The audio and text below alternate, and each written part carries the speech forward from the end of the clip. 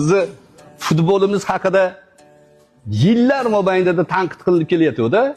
O'zbek futboli, o'zbek babayani unday deb bunday deb kelishyapti.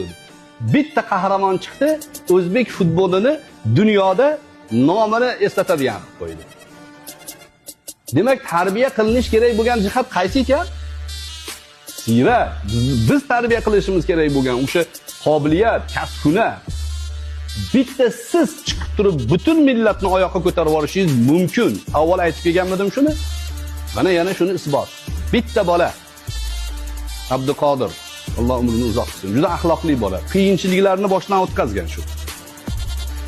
To hozirgi kunga kelguncha dastlabki komandalarda o'ynaganda podvallarda uxlab yurgan ekan. Joyi yo'q, uyi yo'q. Oyiga $100 oylik olar ekan. $100. Nima bo'ladi $100? Dadasi bechora shunga uyidan pul jo'natgan.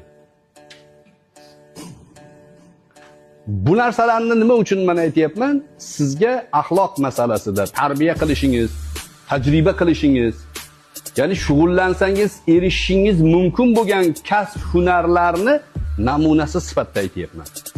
O'rgana olasiz.